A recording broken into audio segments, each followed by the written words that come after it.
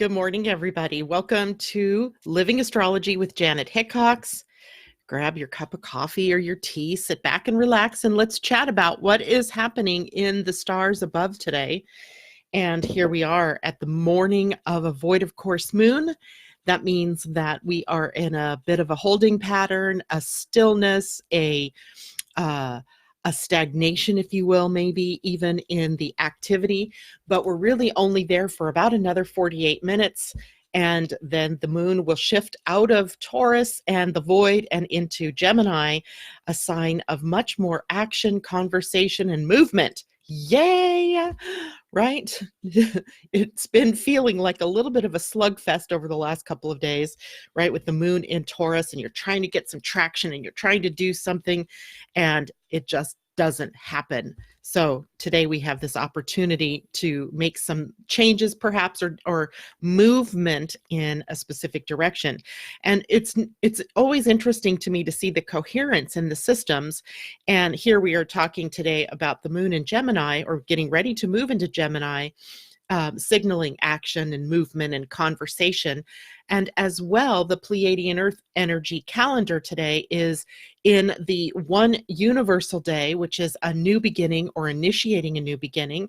And it's also in moving energy, which is Chichan in the Mayan calendar, which was about the snake energy, the energy of movement that changes, where you're shedding your skin, perhaps letting go of the old and opening up to the new.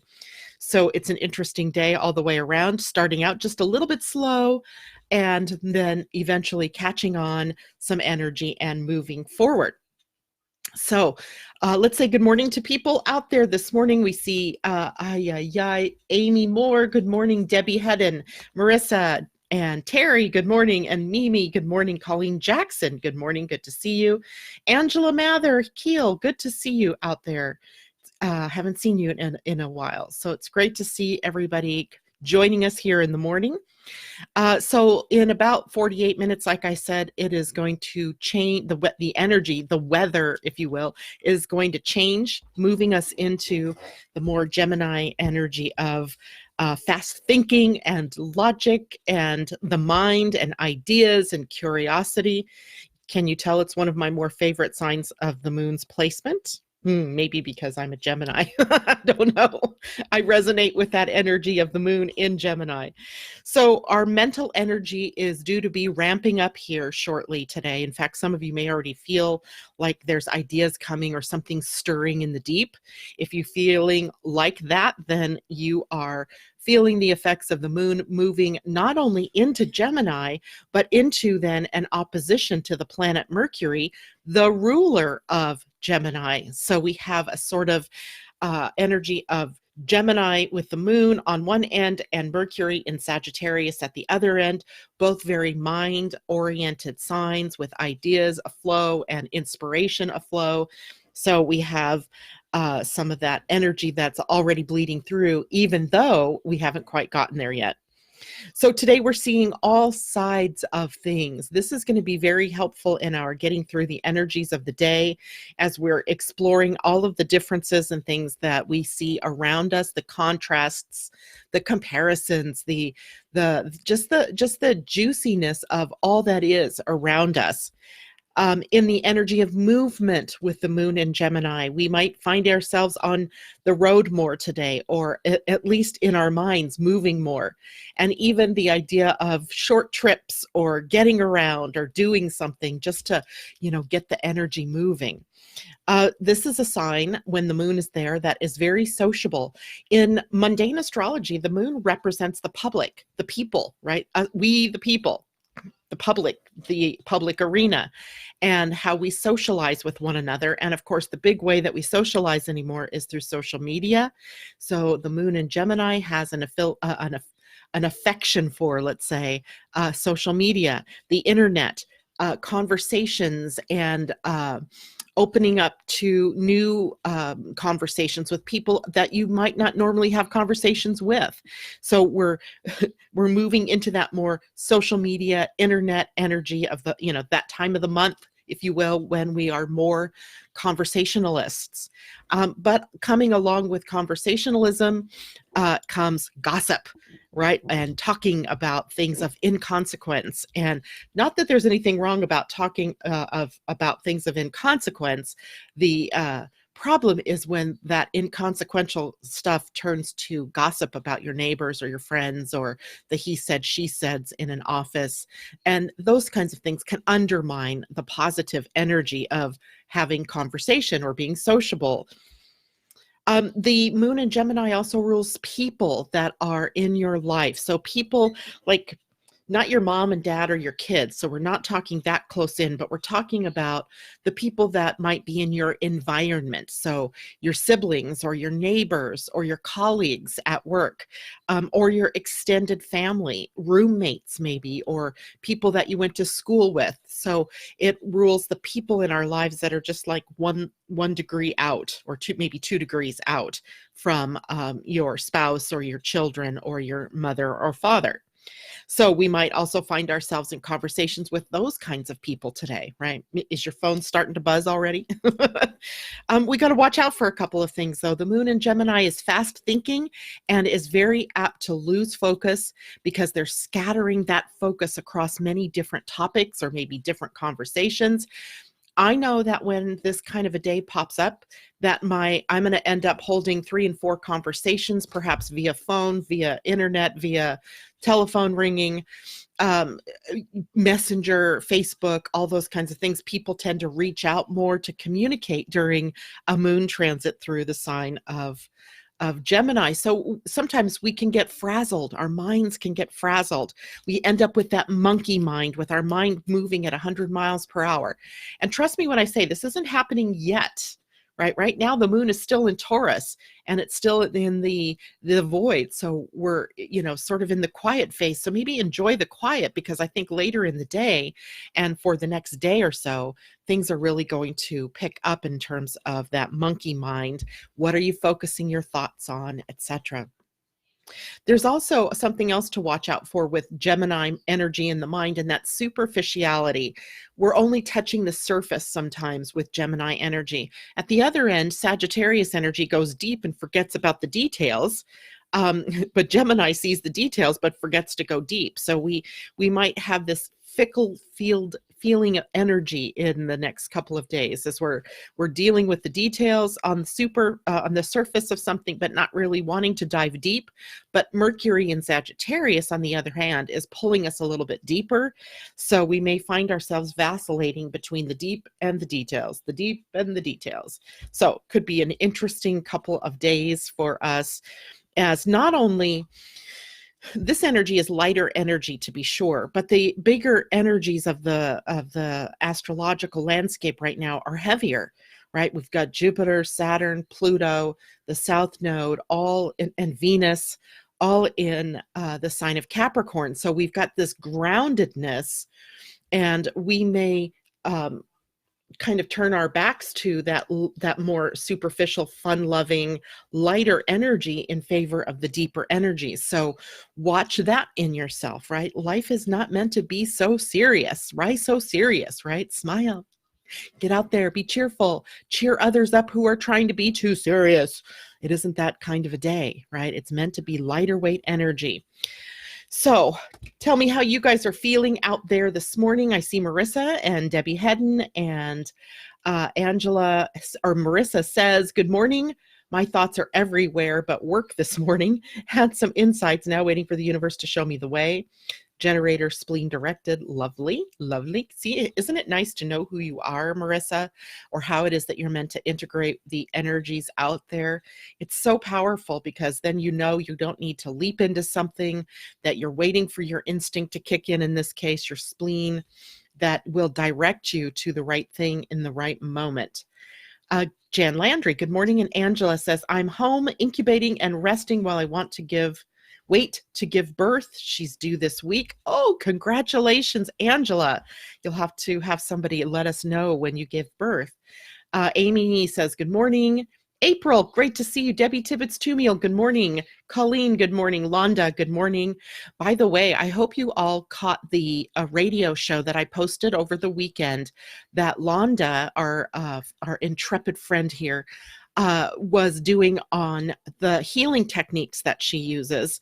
And if you missed that, go back to the Living Astrology page and scroll back a bit to find the radio interview that she did with Janet, whose name is escaping me.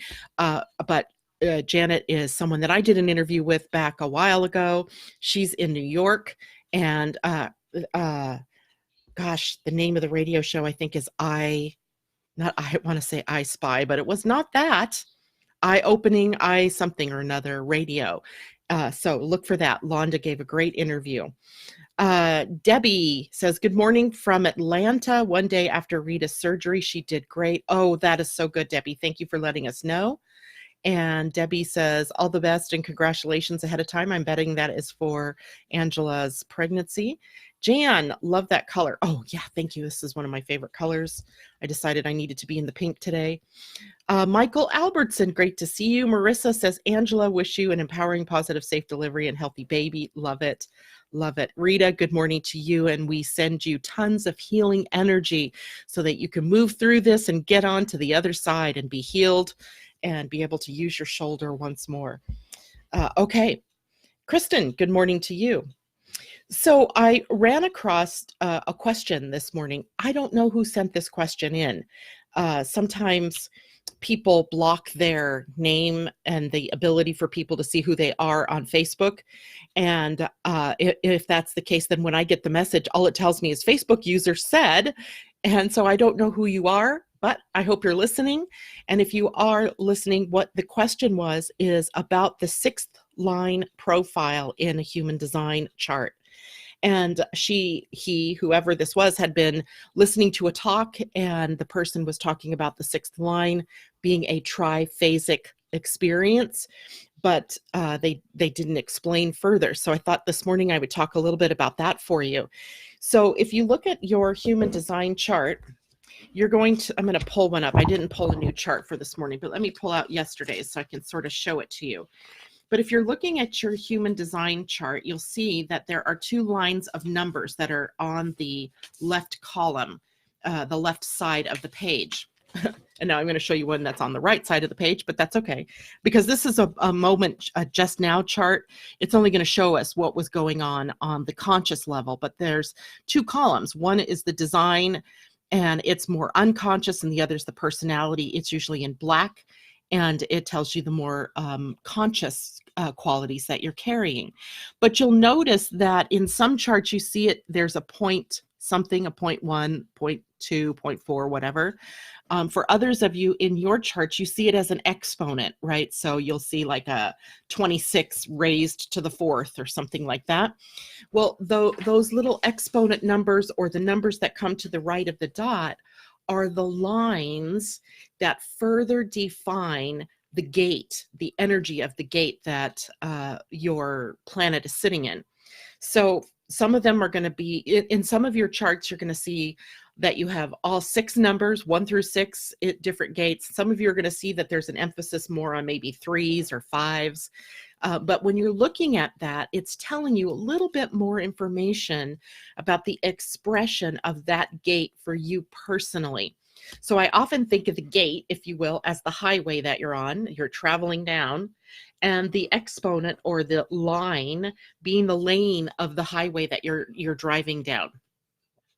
So any one gate that you see that happens to be in the 6th line profile talks about how the experience that you'll have comes in 3 phases. The first phase of the 6th line is from birth to, let's say, age 30-ish. And it is a time of experiencing and experimenting. It's unsettled. It's not like you have this goal right from the beginning of your life that this is how you're going to go and this is what you're going to do and this is how you're going to do it.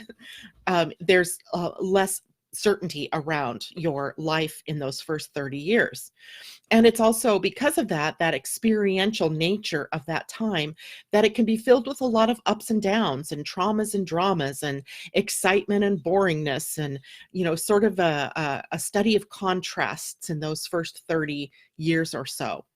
Then once you move into the second phase of the sixth line, you get what we call up on the roof. And up on the roof is just a way of saying that things kind of calm down. You maybe gain a focus of some sort. Maybe you're going to raise a family. Maybe you're going to start your professional life. But in some way, shape, or form, it doesn't mean that the traumas and the dramas go away. They're still, everybody has that. But what seems to happen is you get into a groove in your life. And that is from about age 30 to 48 or so. And once you get usually just right around your Chiron return, so that happens between 48 and 52 for most people, you move into the third phase of your life in the sixth line.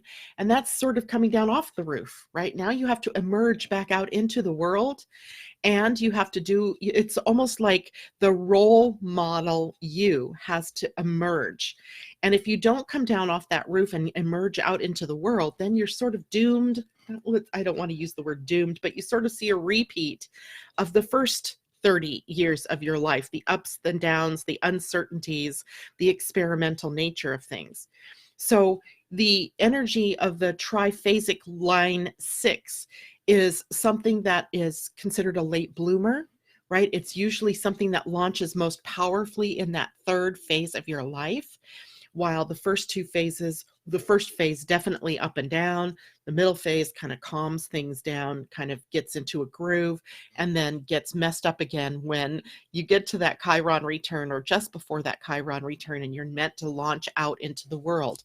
So I hope that clears things up for you. Now, some of you have profiles, the role model hermits, or the role model experiencers. So the sixth line is prominent in your profile. So you're very familiar with this energy. And the moment I bring this up, you're probably recognizing this as in, oh yeah, that explains something to me. But others of you may have this as a more vague feeling, and it may only pop up in certain areas of your life. Perhaps Venus in your chart sits at the line 6 in some gate. And so your experience in relationships, or in finances, or in the way that you value yourself and others, or your values, went through that triphasic sort of expression, depending on how old you are and where you are in that. So maybe, for example, if we were to apply Venus to a line 6, we might say the first 30 years were, many different people that you were engaged with, or marriages that were there and then broken up, or lots of different relationship issues going on those first 30 years. And then maybe somewhere around age 30, things slowed down, or you got, engaged and you married and you're settling down, not settling. So it depends on the planet and the line, or the gate number that it's in, how that triphasic energy will express. But for sure, it all happens that way wherever you have that line 6. So if you have any questions about that, let me know. Why does this keep scrolling me back to the beginning? I don't know what's going on here. Good morning, Mary. Good morning, Linda. Great to see you ladies out there too. Heather Scott, nice to see you. So anyway, if you guys have any other questions about the line 6, let me know. Today, for example, we are not in the line 6 with the sun or the earth, but we will, in fact, nothing today. Actually, Neptune might be, no, Neptune's too slow moving. It's not there yet. We don't have any line 6 energies going on in the general chart today, but you guys might have that in your personal charts. So take a look and see. And all right, let's move over to the energies of the day from the Pleiadian-Earth astrology. Yesterday was 13, right? It was the end of the cycle. We were integrating, we were going deep within, we are going into the womb to evaluate and integrate everything that we've learned in the previous 13 days. Today is the one day. We are in initiating energy. We're in a new beginning, perhaps finding a new direction. But whatever it is, we're acting on new information, new ideas, new opportunities. And that is what we are. The initiating energy of the one is always starting something in some kind of direction. Now, the earth energy of the day may give us a better idea of what it is that we're moving towards. And today's energy is moving, right? The moving energy, which is about exploring differences and then learning how to integrate all of those differences in positive ways. So this reminds me of, and by the way, this is in no way racist or anything, but it reminds me of being a child and you suddenly come into contact with someone of a different race. Maybe you live in a primarily white, Black, Chinese neighborhood, and then you go somewhere, and now you're suddenly around a lot of other people that are different. And I got to tell this story. I hope my daughter's not listening. She'll just choke me. But when one time my daughter was 3, we were going on a train trip and we were headed down to Southern California. And it was in January, but that Christmas, she was like adamant that she did not want a white doll. She wanted a chocolate PJ Sparkles, I think was the name of the doll. And so I had to go through a lot of different stores until I could find this chocolate doll, what she would call chocolate. She was obviously Black, a dark brown colored doll. And that's what she wanted, my Sagittarian daughter. And so we get on this train. She and her older sister was going to be in the wedding. So we were taking the train down to California for this wedding. And you know how when you're on a train, and we lived here in Washington, so it was a long trip. So we had a sleeper bunk, that we were in. And on a train, you all go to the dining car for meals. And we're in the dining car. And it was like somebody turned on this light bulb. And she goes, "Mom, look at all the chocolate people." She, the first time in her life, recognized that there were people of color in the world. And she was so excited because they looked like her PJ Sparkles doll. It was so cute. And it was so adorable. And it was so what this energy is. It's exploring the world in a bigger way, noticing that there are all these differences that you can integrate within your own beingness, whether it's a different culture, a different skin color, a different religion, a different belief system. It doesn't really matter. If you notice the differences, then what our next step is to integrate those within us. How does that make us all, better, having all of this, variability in the world? How does that support us, as opposed to the opposite direction of this energy, which would be to shut it down, to see it as other, to push it off, to marginalize it, which has been our path as human beings in the wider scheme, the collective scheme, for far too long, right? So this energy comes along, we get to confront the shadow parts of ourselves that are coming up, the parts of us that we've been, pushing down, getting out of the way. And we get to discover the new things, the highs, the lows, and expand our horizons out in a way. And because this is also Chichan in the Mayan calendar, the snake, what does the snake do on a regular basis when he's growing or expanding? And that is to shed the skin, right? To leave the past behind and to integrate the new. So the question for the day for all of us then is about how do we use that dynamic tension of differences in a harmonious way, right? How do we look out into the world? And right now, at least in this country, and I can't think of what you would call it in Europe with Brexit, maybe the non-Brexit people and the Brexit people. In this country, it's Democrats and Republicans.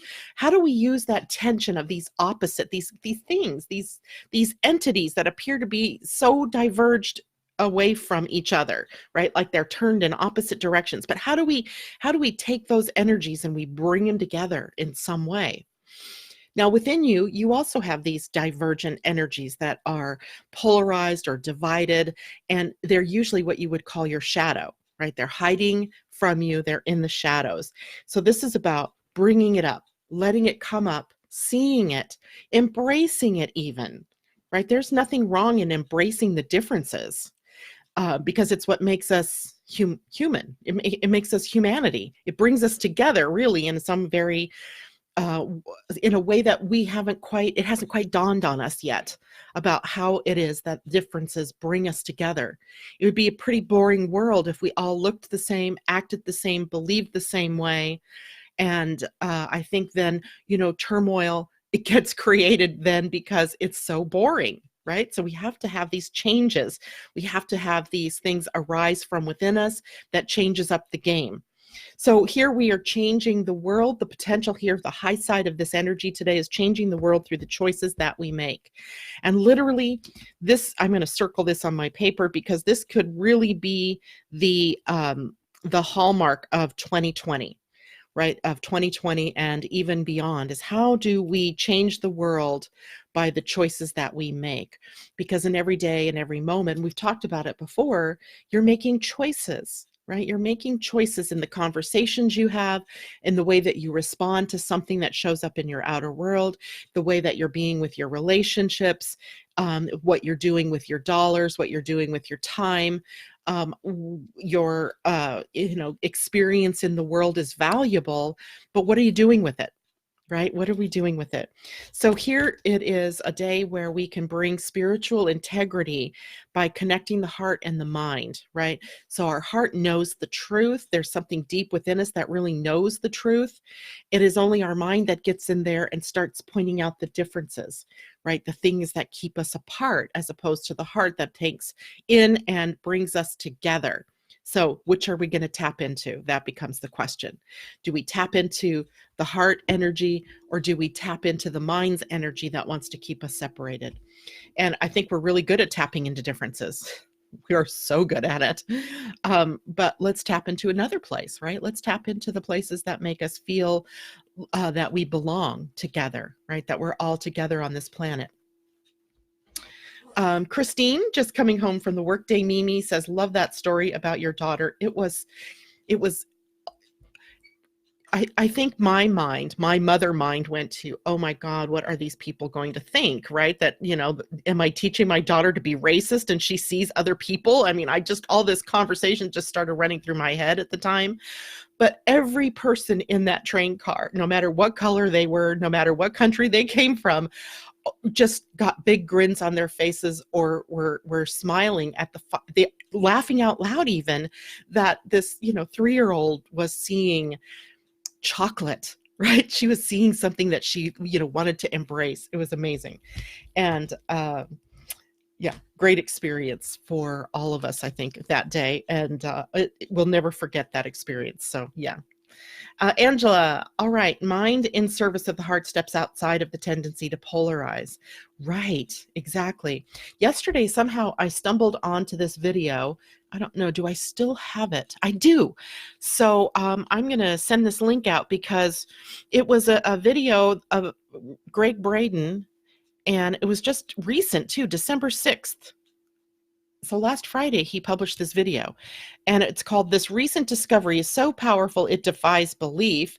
And essentially what he's talking about in the video is about the heart and the scientific discovery that there are cells in a very limited part of the heart up here that thinks, right? That has the same sort of calculation processes that go on with the mind, but in a different way, right? From the heart.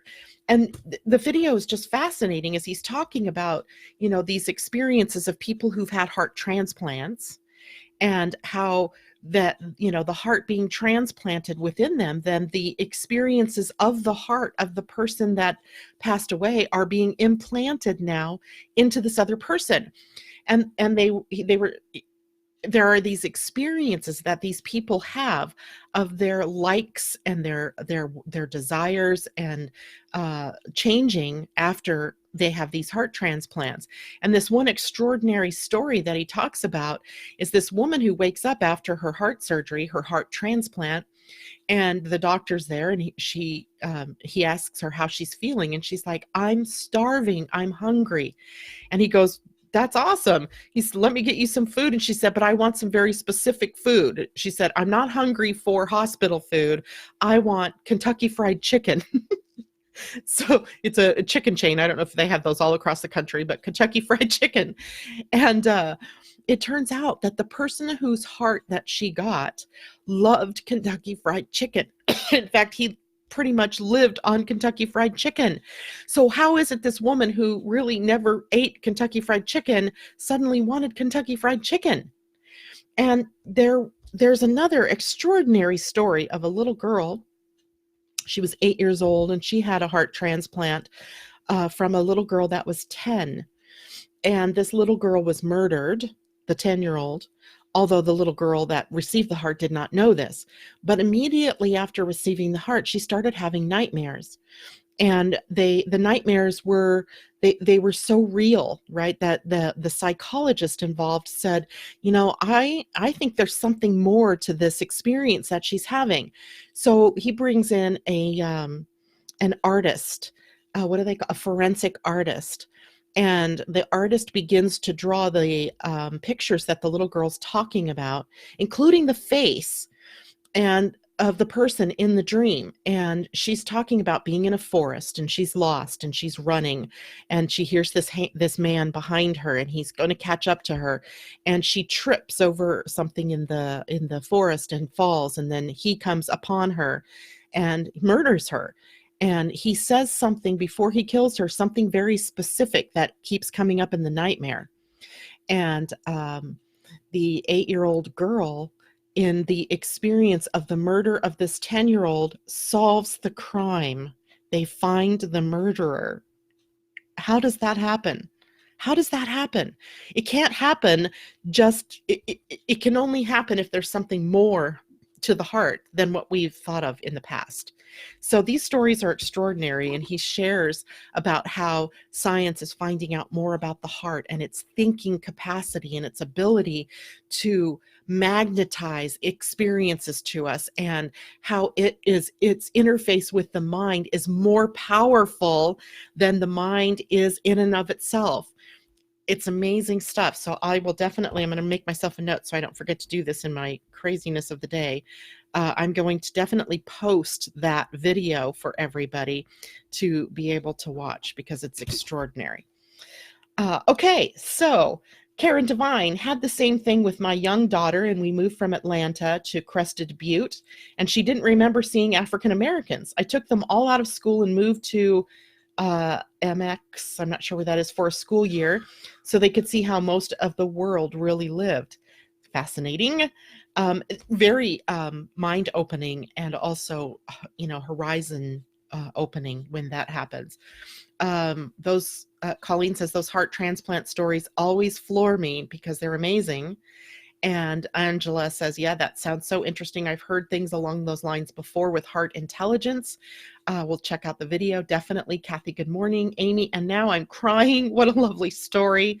We can learn so much when we listen. Wow. Yes, I know. It's so amazing, right? That we actually have the ability to find these pieces of information. And to me, they're like the wow factors, right? And the implications are so wide reaching, right? If the heart stores that kind of energy, that memory, what else is there, right? And the heart energy is really about love, right? It's all about love energy. So how can we tap into that energy that's kept there? And even seeing how the energy of love supports even some of those more tragic sort of experiences that might be stored in the heart from previous lifetimes, even maybe, or this lifetime. I don't know. It could be extraordinary. And I'm always floored by that. Okay, so what else is going on today? Well, we are lining ourselves up here for a Venus conjunct Saturn transit. And I thought it was interesting because Venus is going to conjunct Saturn tomorrow with the full moon. And then is it tomorrow or Thursday? Venus is conjunct Pluto on Friday. So Venus is conjunct Saturn tomorrow during the full moon. And it's interesting to me because there's a seriousness that Venus takes on when she comes into contact with Saturn. But it's not serious as in there's no joy or anything like that. It's more that, the nature of our values, the nature of our finances, the nature of our relationships, our loving relationships takes more precedence in our lives, takes sort of the front seat and becomes more important to us during this kind of transit. So one of the things that I thought I would look at, because this is happening in Capricorn, right? Capricorn, that sign that right now is buzzing with energy and is going to buzz with energy for an entire year. It's already been buzzing. It's going to be 2 years or more of buzzing Capricorn energy. And what does that mean for us? So because there's so many different ways it could express in Capricorn, I thought, I'm going to look at the gene key or the human design gate that the Venus-Saturn transit is occurring at and get some more information. So, of course, then I go to lovely Rosie Aronson's book, The Wisdom Keeper's Inner Guidebook, with the cards, and looked up 54. And I thought for sure we had talked about this before, but as I was reading this wisdom story, I went, there's no way we've talked about this. I don't even remember the face of this person, but here it is. This is the person's face at gate 54. Now, 54 in the gift level is aspiration. And, you got to just admit these cards are beautiful no matter how you slice it. These cards are beautiful. Color, tapestry patterns, the facial features, the energy that, beams out to you from the card itself. So here we have the shadow energy of greed. So Venus and Saturn together at this energy of greed in the shadow. It is aspiration as the gift and ascension as the siddhi. Now let me show you in your human design where the gate 54 is. And gate 54 is down here. I don't know if you're going to be able to see that circle, but here it is right here, gate 54. And gate 54 in human design is leading over toward the spleen at the gate of success or failure. So here we have goal setting, we have aspirational energy, we have hope, we have the idea that, we set a goal or we have an aspiration and then we move forward from there. In deeper looking at the human design, this gate also begins our mystical journey through our lives, as in it is also the gate that begins the circuit through enlightenment or the seeking of enlightenment. So I think it's kind of interesting that the gate of enlightenment or of seeking that begins that journey to go find the answers is also the gate that shadow is greed. And finding your way in life is also possibly based in the shadow of greed, but it can rise to the level of aspiration. And in this, as we move more fully and forcefully into this energy, it becomes the energy of ascension. So let's read about this one. So we have greed is an energy that will compromise its own integrity in a flash to get what it wants. And this is its downfall. So here's the wisdom story. I grew up in an ashram of a charismatic guru. Following in the footsteps of my materially unambitious parents, I became a devotee. At a young age, I was adept at meditation and prayer and knew the sweet sense of peace. Our guru preached generosity and rejected all possessions. He was known for performing miracles and for his great humility. Once, I got lost in the ashram and accidentally passed by one of his private chambers. The door was ajar, so I could peek in. I was shocked to see the mountains of material riches and pictures of him socializing with some of the wealthiest, most corrupt people in the world. Before anyone saw me, I ran straight to my parents to tell them what I saw. They didn't believe me. Even if it were true, they were sure he had a holy reason. For the next few years, my parents continued to offer their salaries and material goods to the ashram, and he continued to receive their gifts with his hidden greed. Finally, I dared to confront him. He accused me of lying and sinning. My parents were too scared and confused to stand by my side, so I ran away from the ashram and everything that guru represented. All I wanted was self-realization. I rejected all material goods and lived a completely ascetic life. For years, I lived under a tree, then wandered for long periods in total silence. People began to see me as a saint. Though I resisted the projections for as long as I could, my yearning to serve grew too big to ignore. I began to teach about love, forgiveness, service, charity, contentment, inner peace, devotion, and respect for all peoples, no matter their caste or religion. I advised my followers to lead ordinary family lives and not to give their resources to me. But then there was a devastating earthquake in our country. Thousands were left homeless. I realized that with one request, I could raise enough money to save all of those people. In that moment, I understood how profoundly my fear of greed had diminished my capacity to serve. To heal the wounds of my past, I had to learn to trust myself and to understand at the deepest level that my hands were nothing but the hands of the world. Now I have a foundation where resources are constantly gathered and redistributed. Food, money, and love flow freely through my life, home, and community. I hold on to very little, but I no longer need to push anything away. My gift to you. I bring the gift of aspiration. Look long and hard at the ways you're still driven by fear, competition, and the desire to serve yourself. I come when it is time to start thinking about how to serve others and how to join forces in order to create a healthier, more sustainable world. Call out your inner Robin Hood. Start giving back. Think holistically. Find creative ways to more justly redistribute the resources on our planet. If you don't have money, donate time, energy, wisdom, and love. Remember, if you've been holding on to what you've got, this is a good time to let it go. If you've been resisting others' generosity, it's a good time to receive. Keep it flowing and all will thrive. The best part is the questions for contemplation that allow you to access what's going on for you personally. And here are the questions. Where is your life flowing? And where are you holding back? Is your integrity being compromised by your ambition? Has the desire to own and accumulate taken over your life? That's interesting because the sun is at the gate 26, which in the gene keys is about accumulation. And what do we do with that, right? What do we do with that the things that we accumulate? Have you given up on your ambitions out of disillusionment? Is your rejection of materialism preventing you from receiving? How can you open up to receive more? Take stock of what you have. Where is there excess? Find 3 things that you can give away or redistribute today.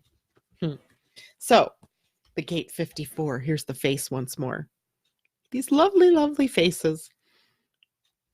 And if you look in the middle of this man's forehead or the third eye, you see a cobra, a snake. I thought that was sort of fitting, coherent with our day of moving, which represents the snake and the shedding of the skin, right? The shedding of the skin. The shedding of the old, making way for the new, the shedding of the constriction in order to expand, etc. Now, we also have, besides the Venus-Saturn conjunction, we also have the sun in a sort of challenging aspect to that Venus conjunct Saturn. So we may have, we may come into some scritchiness, right? So some irritation in that energy. So maybe even just triggered by the reading of that story or of our old thoughts around what greed is or what it isn't, and how it's playing out in the world and how competition plays out in the world. So sometimes we may find ourselves a little triggered by some of the other transits that are going on. Now, there's also the sun in a minor square, a sesquiquadrate to Uranus today. So maybe expect the unexpected. There might be changes in your plans or in what you thought your day was going to be like. So stay open. The universe isn't punishing you. It's just giving you the options. And that is also possible throughout the day today. And that is it for me today. I managed to get done fairly quickly here. What else is going on? Tracy Wagner, good morning. Marissa says, I love those questions. I need to journal those answers. if you'd like, I can post those questions as well. I was doing that at one point in time, but it didn't seem like there was much commenting on what was going on there. So I'm not sure if it was positive or if it was annoying. So I will post those if you'd like. And along with the Greg Braden video, today is, what is today? The 10th? Tuesday the 10th. That means tomorrow morning we will be chatting about the full moon, which occurs tomorrow evening.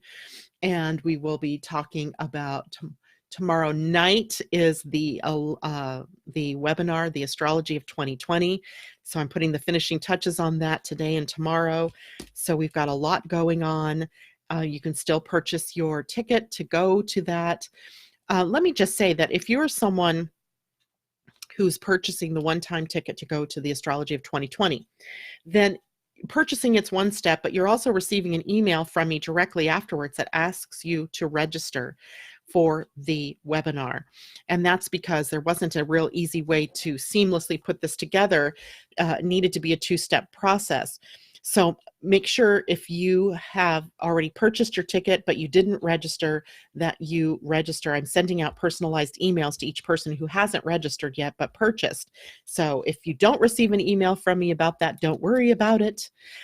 Rebecca, if you're out there joining us this morning, you are already registered, so no need to worry about re-registering. I saw your name on the list already. And what was the other thing I was going to say?